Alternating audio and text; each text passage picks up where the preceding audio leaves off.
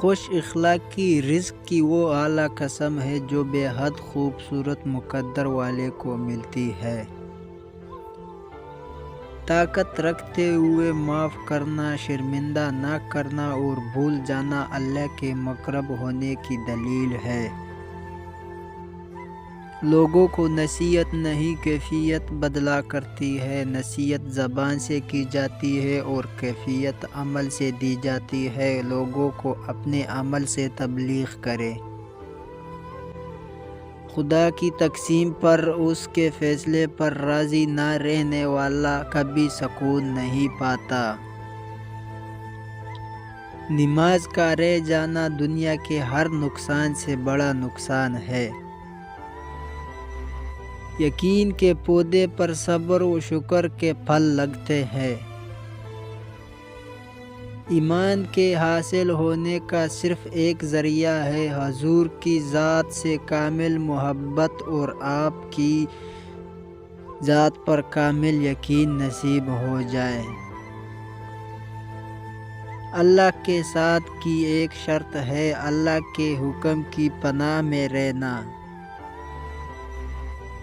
اگر اللہ آپ کی پہلی ترجیح نہیں ہے تو وہ کبھی آپ کو نہیں مل سکتا۔ ہم سب نے ایک دن نہیں ہونا، تو شعور ذات کا حاصل یہی ہے کہ میں نہیں ہوں۔ جس نے یہ سمجھ لیا وہ سب سمجھ گیا۔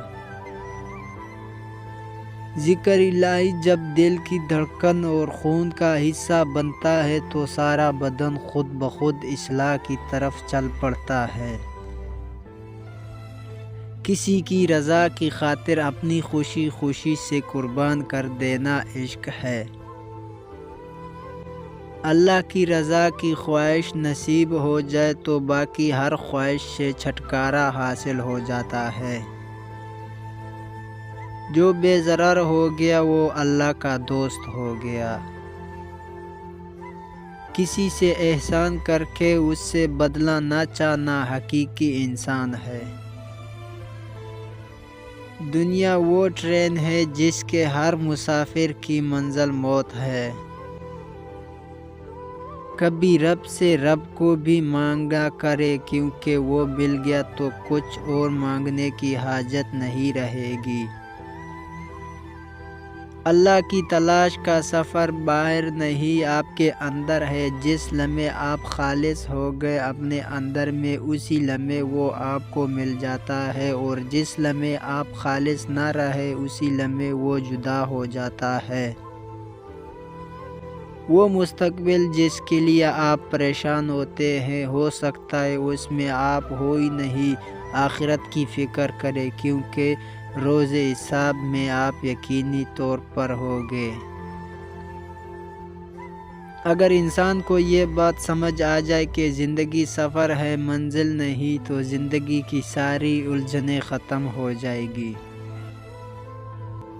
دنیا یا تو خوف سے بھاگ رہی ہوتی ہے یا خواہش کے پیچھے بھاگ رہی ہوتی ہے۔ دونوں کے نصیب میں اطمینان نہیں، اطمینان والا ان دونوں سے آزاد ہے۔ صبح کی نیند انسان کے ارادوں کو کمزور کرتی ہے، منزلوں کو حاصل کرنے والے کبھی دیر تک نہیں